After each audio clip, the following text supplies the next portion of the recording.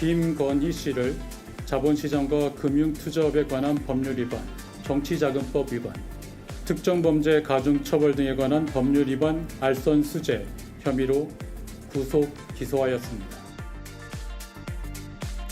헌정 사상 처음으로 재판에 넘겨진 전직 영부인 김건희 씨. 자신의 처지를 어두운 밤에 빗대면서 달빛이 빛나듯 견디겠다라는 입장을 밝혔습니다. 하지만 정작 이 상황을 견디고 있는 건 전직 대통령 부부가 나란히 재판을 받는 모습을 보게 된 국민이 아닐까 싶은데요. 이런 가운데 특검은 진짜 빛나는 걸 찾았습니다. 김건희 씨 모친 최 씨의 금고 속에서 10돈짜리 금 거북이가 나온 겁니다. 700만 원 상당의 금거북이 1개와 편지를 발견했습니다. 이 편지의 작성자는 놀랍게도 이배용 위원장이었습니다. 무능의 극치를 보여주면서도 자리를 보전했던 것은 결국 윤석열, 김건희 부부에게 뇌물을 제공한 덕분이었던 것입니까? 윤석열 전 대통령 추가 기소도 예고한 특검. 남편과 다시 만날 수 있을까라고 했던 김건희 씨. 어쩌면 생각보다 빨리 법정에서 마주서게 될 수도 있겠습니다. 네, 김건희 특검이 오늘 김건희 씨를 구속 기소했습니다. 구속된 상태로 재판에 넘겼습니다. 물론 남은 의혹들은 계속해서 특검이 수사를 합니다. 이로써 또 사상 초유 역사가 하나 추가됐습니다. 헌정 사상 처음으로 전직 대통령 부부가 동시에 기소된 상태, 재판을 받고 있는 그런 상태가 된 겁니다.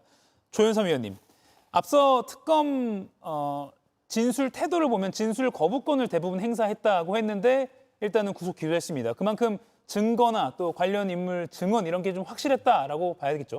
그렇죠. 특검팀 입장에서는 5차례나 소환 조사를 진행했음에도 불구하고 김건희 씨로부터 유의미한 진술을 결국엔 받아내지 못했습니다. 그렇지만 아마도 수사 시작 단계에서부터 김건희 씨 측에서 진술 거부권을 행사할 가능성이 높다라고 아마 충분한 검토를 하지 않았을까 싶습니다. 그렇기 예. 때문에 기소를 위한 여러 가지 증거를 확보하고자 참고인과 관계자 조사에 더욱더 집중했을 가능성도 있고요.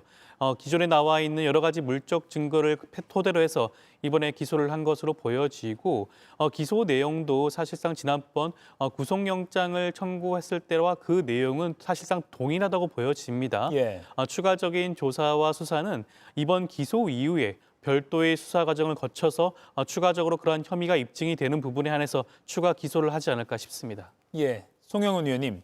오늘 특검이 밝힌 그 추징 보전한 액수를 보니까 10억 3천여만 원. 이게 그러니까 범죄 수익으로 추정한 거잖아요.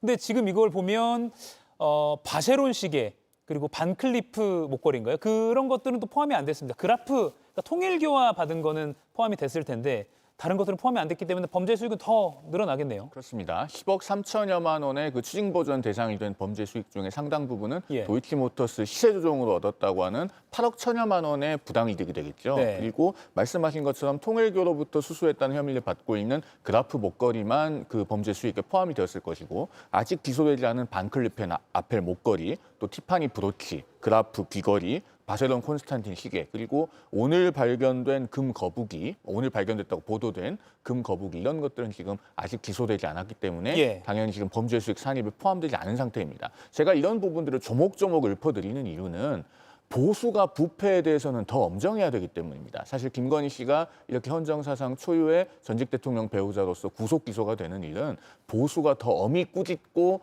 또 스스로 통절하게 반성해야 되는 일입니다. 공동체를 우선시하는 보수가 부패만큼은 정말 용납하지 않겠다는 그런 단호함을 보여야 될 때다라는 말씀을 드립니다. 예.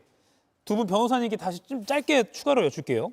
김건희 씨와 윤 전 대통령 혐의가 겹치니까 예를 들어서 뭐 서로의 증인으로다거나 또는 뭐 공범 관계로 나중에 같이 기소되거나 하면 법정에서 만날 가능성이 충분히 있는 거죠. 충분히 있다고 봐야겠죠. 적어도 명태균 씨와 관련된 공천 개입 의혹 사건에 대해서만큼은 윤석열 전 대통령도 공범으로 아마 적시가 되고 추후에 기소가 될 것으로 보입니다. 예. 그렇다고 한다면 공범 관계에 있기 때문에 아마 동일한 법정에서 재판을 받을 가능성이 높고요. 그렇다고 한다면 말씀하신 것처럼 법정에서 제외할 가능성이 높다고 보여지죠. 예, 증인으로도 서로 출석을 할 수가 있는 겁니까? 채택이 되면? 네, 그렇게 될 수 있고 예. 일단 명태균 씨 사건 관련해서 오늘 김건희 씨가 구속된 그 정치자금법 위반 혐의 사실은 가장 주된 피의자는 당시 대선 후보였던 윤석열 전 대통령 본인이죠. 대선 후보가 정치인이니까요. 예. 향후에 추가로 기소가 이루어지는 것을 현실적으로 피하기 어려워 보이고 그렇게 된다면 그 사건에 대해서는 특검이 김건희 씨의 사건과 병합을 청구할 가능성도 있습니다. 아, 예. 그렇게 되면은 만약에 병합 결정이 법원으로부터 나오면 같은 사건에서 공동 피고인으로 재판을 받게 될 가능성도 상당히 있어 보입니다. 예, 각자 서울구치소 그리고 남부구치소 이게 지금 수감 시설은 다르지만 법정에서는 제외할 가능성이 꽤 큰 상황입니다. 오늘 김건희 씨가 구속 기소되면서 변호인단을 통해서 내놓은 입장문을 한번 살펴보겠습니다. 보시면 가장 어두운 밤 달빛 빛나듯 진실 바라보며 견디겠다라면서 견디겠다라는 표현을 쓴 게 눈에 띕니다. 이동학 위원님 어떻게 보셨습니까? 그러니까 진실을 바라본다는 게 뭐죠? 그러니까 저게 국민들의 여론을 좀 식히려고 한 것이라면 저러한 내용을 이야기할 것이 아니라 특검 수사에 정확하게 성실하게 임하고 본인이 무슨 일들을 저질렀는지에 대한 이야기를 하는 것이 우선일 겁니다. 근데 저런 방식으로 해서는 의미가 저는 크게 없다 이렇게 보고요. 예. 3년 전 대선 때도 본인의 뭐 허위 경력이라든가 도이치모터스 주가 조작이라든가 이런 여러 가지 것들에 대해서 본인의 입장문을 7분 동안 발표하지 않았습니까? 그런데 어떻게 됐죠? 그 이후에 조용한 내조를 이 주요 내용으로 하는 발표를 했음에도 불구하고 예. 본인의 말을 본인이 행동을 지키지 않았잖아요. 그러니까 이 지금 사달이 난 건데 저는 크게 보면 아프리카 이 짐바브웨라고 하는 곳에 37년 동안 철권 통치를 했던 무가베 대통령이 있고요. 그 대통령의 부인 그레이스 여사가 떠올랐어요. 근데 그분이 권력 위에 군림을 하면서 실제로 명품을 좋아하고 그다음에 예. 사치를 벌이고 그러니까 국민들은 굉장히 어려움 속에서 이 죽어가고 있는 그런 상황인데 권력을 아는 사람이 특히나 영부인이 그러한 일들을 저질렀다는 것이 아프리카에서 있을 만한 일인데 지금 우리나라 지난 정권 3년 동안 이루어졌다는 것이 너무나 충격적이고요. 이 과정을 통해서 국격이 실추된 건 물론이고 김건희 여사가 자범 수준으로 천하의 금은보화를 모으고 있었다는 이 사실 자체가 도무지 믿기지 않아서 정말 이 국민들께서도 아마도 이 장면 자체가 초현실적으로 느껴지시지 않을까 생각합니다. 예, 김인영 위원님 어떻게 보셨어요, 입장문? 입장문을 본인이 썼는지는 알 수 없지만 확실한 건 준비를 했다는 느낌은 받았습니다. 저는 문득 김건희 여사가 처음 특검에 출석하면서 아무것도 아닌 사람이라는 표현을 썼던 게 떠오르더라고요. 지금 입장문과 그때 당시 입장문을 보면 굉장히 이질감이 느껴집니다. 지금 그때는 굉장히 겸손한 모습이었지만 지금은 그저 억울함을 호소하고 있는데요. 저 억울함을 호소할 방법은 마땅해 보이지 않습니다. 저는 개인적으로도 그렇고 제가 법률가는 아니지만 법률적으로도 그렇게 마땅히 빠져나갈 구멍은 보이지 않지만 예. 본인이 억울하다고 한 만큼 재판에 성실히 임해서 충분히 진술하고 증언해서 해소해야 될 것 같은데 그럴 방법은 묘연해 보입니다. 예. 변호사 두 분께 이것도 좀 여쭐게요. 그러니까 이제 기소가 되면서 저런 입장문을 냈다는 건 아무튼 뭔가 이익이 있을 테니 입장문을 낸 거 아니겠습니까? 뭐 전략적인 계산이라고 한다면요.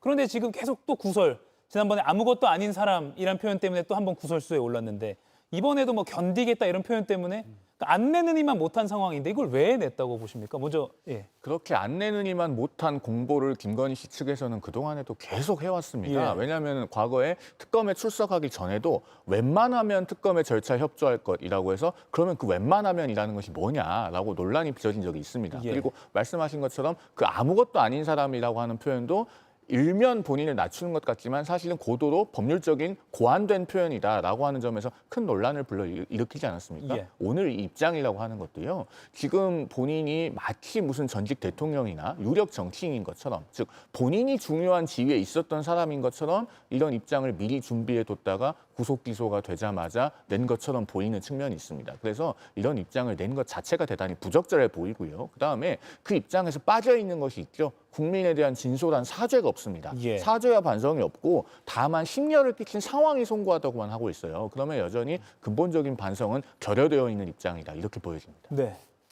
일단 이런 메시지를 발표한다는 것 자체는 이것은 어떻게 보면 형사 사법 체계 안에서 유리한 뭐 그런 포석으로 생각을 했다라고 보기보다는 예.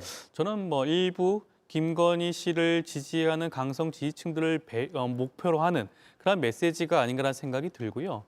지금 법원 입장에서는 김건희 씨가 수사 단계에서부터 적극적으로 수사에 협조하지 않았다는 측면, 진술 거부권을 수차례나 행하면서 제대로 된 진술을 하지 않았다는 점, 그리고 법정에서 어떠한 태도로 진술을 할지 지금 현재로서는 확인할 수가 없지만 수사 단계에서처럼 그렇게 비협조적인 자세로 나올 경우에는 이러한 메시지는 전혀 법원에는 유리한 사정으로 나올 수는 없다는 말씀을 드리고 싶습니다. 예, 부적절했고 또는 정치적인 어떤 지지자 결집 목적으로도 볼 수가 있을 것 같습니다.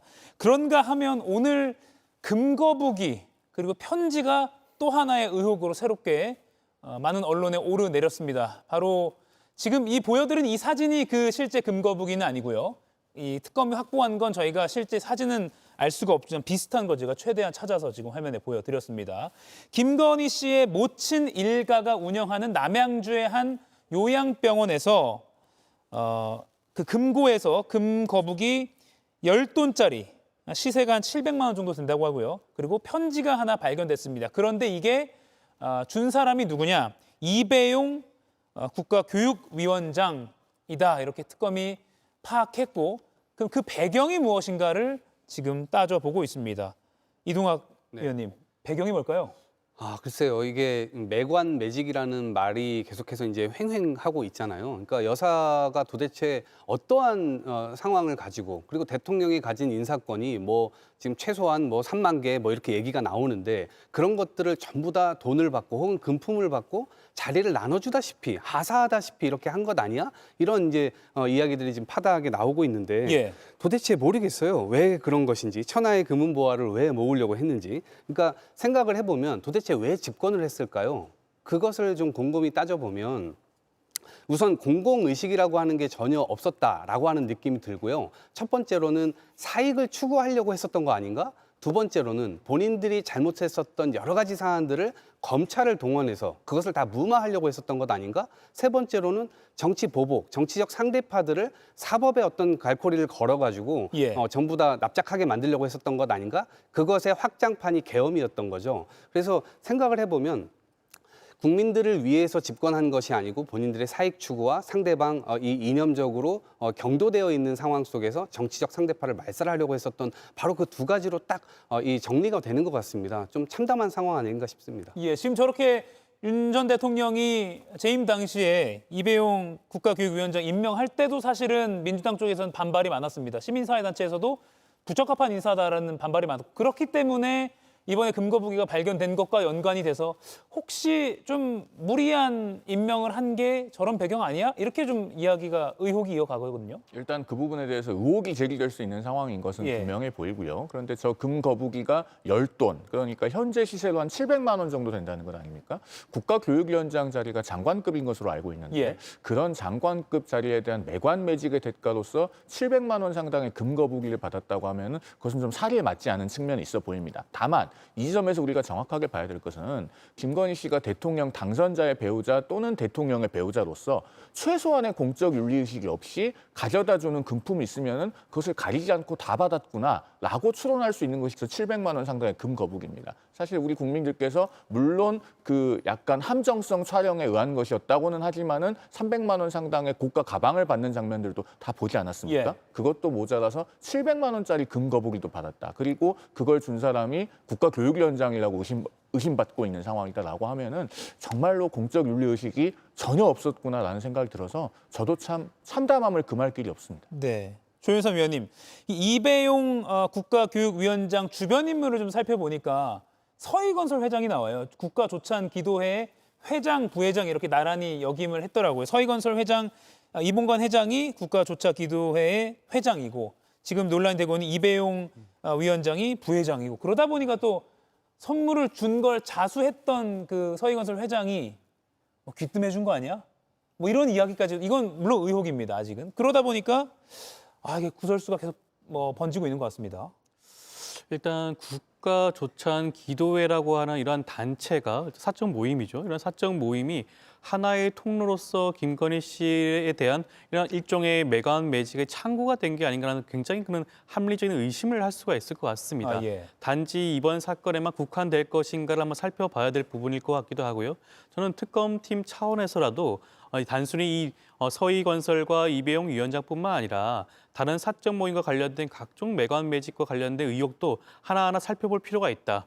전수조사에 가까울 정도의 그런 조사가 필요한 게 아닌가 상황이 보여지는 것이고요. 이미 밝혀진 것만 하더라도 이미 많은 국민들을 실망하고 충격을 안겨드린 그런 사건들 아니겠습니까? 앞으로 더욱더 이 내용을 살펴보게 되면 추가적인 혐의도 나올 수 있을 가능성이 높지 않을까 싶습니다. 예, 물론 아직은 의혹입니다. 특검이 왜 이 금거북이와 편지를 이배용 국가교육위원장이 주었을까? 또 왜 이게 김건희 씨 모친의 일가의 그 병원에 있는 요양병원에 있는 그 금고에서 발견되었는가? 또는 한 개가 전부인가 등등에 대해서 계속해서 수사로 밝혀져야 할 내용입니다. 다만 국회 교육위 소속 민주당 의원들은요, 이배용 국가교육위원장이 지금 의혹만으로도 사퇴를 해야 한다라고 주장하는 기자회견을 열었습니다. 들어보시죠. 무능의 극치를 보여주면서도 자리를 보전했던 것은 결국 윤석열, 김건희 부부에게 뇌물을 제공한 덕분이었던 것입니까? 이배용 위원장은 윤석열, 김건희 부부에게 건넨 편지를 당장 공개하기 바랍니다. 지금이라도 국가교육위원회 이름을 더럽히지 말고 당장 사퇴할 것을 촉구합니다. 김용희 의원님, 마침 어제 이제 이배용 위원장에 대한 특검의 압수수색이 있었는데 이날 일주일 연가를 신청했다는 소식이 또 보도가 됐습니다. 그러다 보니까 9월 1일 날 국회가 열리니까 이때 국회 출석 안 하려고 피하려고 하는 거 아니야? 이런 의혹도 또 생기고 있어요. 그런 의혹을 할 수밖에 없는 상황이죠. 예. 국가교육위원회 같은 경우는 소속이 대통령 직속으로 합의체 행정위원회입니다. 이 말인즉슨 법적으로 설치 근거가 되어 있고 위원장은 장관급 대우를 받게 돼 있습니다. 근데 휴가 자체가 승인을 대통령이 하게 돼 있거든요. 예. 그러면 휴가 승인을 이재명 대통령이 당연히 안 할 텐데 휴가를 낸 것도 저는 이해가 잘 되지 않고요. 거기다가 매간매직은 후진국에서 일어나는 전형적인 범죄일 뿐만 아니라 저희가 국사책에서 많이 봤지 않습니까? 삼정의 문란과 입으로 더불어서 매간매직이 나오는 그런 아주 후진국적 범죄인데 이런 행위를 했다는 것 자체가 했다고 의혹을 받는 것 자체가 굉장히 전 개탄스럽게 생각합니다. 거기다가 교육과 관련된 자리지 않습니까? 후학들을 길러야 되는 교육 관계자가 저런 의혹을 받는 것만으로도 충분히 지탄받아야 될 행위인데 거기에 대해서 제대로 된 해명을 하지 않고 면피하기 위한 연차를 썼다는 의혹을 받는 것조차도 더 큰 부끄러움을 느껴야 된다고 생각을 합니다. 예, 사실은 많은 국민들이 국가교육위원회 또는 이배용 위원장에 대해서 사실 익숙치 않았어요. 많이 뉴스에 등장하지는 않았으니까요. 하지만 오늘 이후로 저희도 계속해서 이 소식 자세히 살펴보고 또 전할 내용이 있으면 집중적으로 전해드리겠습니다. 자, 그리고 어제 저희 이 생방송 도중에 권성동 의원에게 구속영장이 청구됐다는 소식 속보로 전해드렸는데요. 현역 의원에겐 불체포 특권이 있지만 권 의원은 어젯밤 페이스북을 통해서 이 불체포 특권 스스로 포기하겠다라고 입장을 이렇게 밝혔습니다. 그리고 민주당과 다르다는 점을 보여주겠다라고도 이유를 밝혔는데 조윤선 위원님, 하지만 그 민주당이 불체포 특권과 상관없이 표대결을 하면 가결을 시킬 수 있기 때문에 사실 권 의원의 이런 결단이 뭐 의미가 없다라고 좀 보는 면도 있어요. 그렇다고 할 수가 있죠. 물론 권성동 의원은 지난 총선에서 51명의 국민의힘 의원들과 함께 불체포 특권을 포기하겠다 사약을 하지 않았습니까? 예. 그 연장선에서 발언을 한 것으로 보여지는데 앞서 말씀하신 것처럼 지금 다수당은 민주당을 포함한 범여권이기 때문에 통과가 자명한 사실이라고 할 수가 있겠죠. 그렇기 때문에 권성동 의원의 이런 주장 자체는 그 허세에 불과한 게 아닌가라는 생각이 들고 이번 불체포 특권을 포기함으로 인해서 추후에 있을 각종 의혹을 받고 있는 국민의힘 의원들에도 잇따라 영향을 미치지 않을까라는 생각이 듭니다. 예, 장동혁 국민의힘 대표는 오늘 연찬회 후에 권 의원의 의견을 존중하겠다라고 말을 했습니다. 이 권 의원 영장 청구 관련해서 민주당과 국민의힘 각 당의 분위기가 어떤지 여쭈고 싶은데요. 이동학 의원님, 민주당 분위기 어떻습니까? 우선 잘못된 것은 잘못된 대로 당연히 처벌을 받아야 된다 이렇게 예. 생각을 하는데 권성동 의원의 경우는 2022년 1월 달에 큰 거 한 장, 이 메모까지 나왔고요. 예. 그다음에 같은 해 2월에서 또 3월 천정궁에 가가지고 한학자 총재에게 큰절을 했다. 그리고 쇼핑백을 받아갖고 나왔다라고 얘기를 합니다. 그리고 본인 스스로도 큰절을 했다라고 하는 것은 또 인정하는 보도들이 지금 나오고 있습니다. 근데 이게 개인의 착복일 것인지 아니면 이것이 대선 과정에서 대선 비자금으로 활용이 된 것인지 여부에 따라서 당으로도 굉장히 많이 확산될 여지가 있습니다.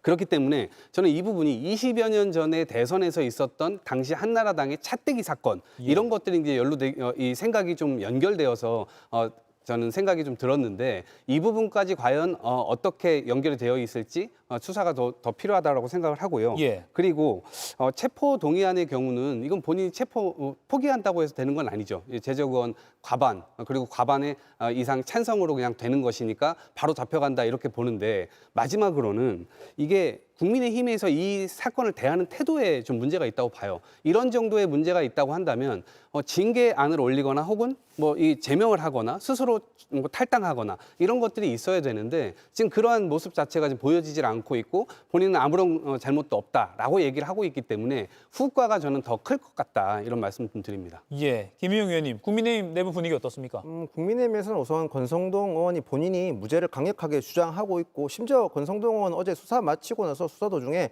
대지신문을 요구했다는 거 아닙니까? 관련자와 대지신문을 통해서 본인의 무죄를 증명해 보이겠다라고 하기 때문에 지금 뭐 원내에서는 권성동 의원의 수사 결과를 끝까지 지켜봐야 된다 이런 입장이 많고요. 저는 아까 이동학 최고위원님 발언 중에 조금 반론드리고 싶은 게 탈당이라든지 이런 조치를 통해서 책임 있는 자세를 해야 된다고 하는데 탈당이 무조건 책임 있는 자세는 아니라고 생각을 합니다. 어쨌든 국회의원이라고 하며 본인이 속한 정당에서 책임을 다해서 징계받는 것도 본인 정당을 국민들께서 뽑을 때 국회의원만 보고 뽑은 게 아니라 소속 정당을 보고도 뽑은 거지 않습니까? 그렇기 때문에 탈당한다는 건 어찌 보면 당을 위해서 하는 거지 본인을 위해서 죄를 면제하기 위해서 한 건 아니라는 점을 말씀드리겠습니다. 예, 절차도 하나 좀 궁금한 게 있는데 보통 검찰이면 법무부 장관이 국회 연단에 나와서 구속의 필요성을 의원들에게 설명하잖아요. 근데 이번엔 특검이 청구를 한 거기 때문에 어떻게 됩니까? 이거를 지금 질문 받는 상황이 왜 발생했냐면요. 예. 특검이 현역 국회의원에 대해서 체포동의안을 보낸 사례가 처음인 걸로 알고 있습니다. 예. 제가 알고 있기로는. 그렇기 때문에 선례도 없고 그러면 체포동의안에 대한 제안 설명을 누가 나와서 해야 되느냐 이런 질문이 나오는 것이거든요. 현재는 명확한 규정은 없는 상황입니다. 앞으로 이런 입법의 불비는 좀 해소할 필요는 있어 보여요. 왜냐하면은 일단 법무부 장관이 체포동의안을 제안 설명하는 이유는 법원으로부터 이제 그 체포 동의안이 오면 그걸 정부가 받아서 국회에 보내게 되어 있습니다. 그렇기 때문에 정부의 법률상 대표자로서 법무부 장관이 보통 나와서 읽는 것이거든요. 예. 그런데 사실 법무부 장관은 특검 위에 있진 않아요. 일반 검찰이라고 하면은 구체적 사건에 대해서도 검찰총장을 법무부 장관이 지휘할 수 있기 때문에 법무부 장관이 나와서 체포동의안을 낭독하는 것이 논리적으로 무리가 없습니다. 그런데 특검은 어쨌든 행정부와는 독립적인 위치에 있어야 하기 때문에 이 부분에 대해서 체계적으로 좀 불비한 부분은 있어 보여요. 만약에 이번에 규정 해석상 법무부 장관이 이걸 낭독한다고 하더라도 앞으로는 이 부분에 대해서 뭔가 명확한 근거 규정을 정리할 필요는 있어 보입니다. 아, 그렇군요. 그러니까 이번이 어떻게 보면 처음 이제 선례를 만드는 경우가 되는 거겠군요. 알겠습니다. 물론 이제 체포동의안이 국회에서 가결된 이후에 영장 심사가 이루어지겠지만요. 그렇게 된다면 영장 발부 여부를 가르는 것 중 하나는 익히 알고 있듯이 증거인멸, 또 수사 방해 정황 이런 것들입니다. JTBC 단독 보도로 알려진 이 통화 내용이 그래서 중요하게 여겨집니다. 권성동 의원 측과 통일교 윤 전 본부장 측이 접촉을 시도한 정황이 JTBC 보도로 드러난 바 있죠. 다시 한번 들어보겠습니다. 권성동 의원님한테 이렇게 보내시는 지금 가지고 가고 있거든요. 경비실에 제가 맡기시면 들어가다가 제가 찾아서 전해드릴게요. 네네, 알겠습니다. 아까 전화 통화했던 저 권성동 의원님 비서인데요. 네? 권성동 의원님 비서인데요. 아, 예, 보좌관님. 네. 저기 조사받고 나오신 의원님이 좀 통화 좀 하셨으면 하시는데요. 저고요? 아니 저기 윤 본부장님하고. 그러면 이따 통화. 저는 저 배송기사인데요. 아, 예, 죄송합니다. 예. 저희가 앞에 전해드린 건 이 7월 22일에 아마 오전쯤입니다. 권성동 의원실 쪽에 택배가 와서 택배 기사와 보좌관이 통화한 내용이고요. 근데 두 번째 들려드린 게 이날 저녁 8시쯤에 권성동 의원 보좌진이 이 택배 기사에게 잘못 전화를 걸어서 윤 전 본부장과 통화를 하고 싶어 한다. 권 의원이 조사받고 나오시면 의원님이 통화 좀 하셨으면 하신다라고 정확하게 녹음이 되어 있습니다. 7월 22일은 특검이 윤영호 전 통일교 본부장을 소환한 그날입니다. 조현삼 위원님, 결국 이건 뭐 입을 맞추려 했다거나 뭐 수사 상황을 좀 들어보고 싶다거나 뭐 이런 걸로 보는 게 크게 합리적 그런 판단에서 벗어나지 않는 것 같아요. 매우 전형적인 상황이라고 할 수가 있겠죠. 예. 보통 공범들 간의 수사가 수사의 진척도에 따라서 소환 조사가 달리 이루어지는 경우가 있지 않겠습니까? 그렇다 보면 먼저 소환 조사를 받은 공범을 대상으로 해서 이런 식으로 연락을 취하고 통화를 한다라든가 아니면 다른 공간에서 만나서 수사의 진행 상황과 어떠한 질의응답이 오갔는지 추후에 추가적인 조사가 있다면 어떻게 대답을 하는 것이 그들에게 유리할 것인지를 그럼 맞춰보는 예. 입을 맞추는 그런 과정들이 횡행하고 있습니다. 그렇기 때문에 이번 녹취록을 살펴보게 되면 권성동 의원 측에서 사실상 권성동 의원에 대한 가장 핵심적인 증인이라고 할 수가 있는 윤영호 전 본부장과 사전에 입을 맞추려는 그런 의혹을 제기할 수밖에 없는 부분이고요. 이러한 부분들이 아마 실질 심사 과정에서 법원으로 하여금 증거인멸 우려에 대한 판단을 하는 데 있어서 핵심적인 역할을 하지 않을까 싶습니다. 예, 물론 체포 동의안 국회 통과 이후의 상황이긴 합니다만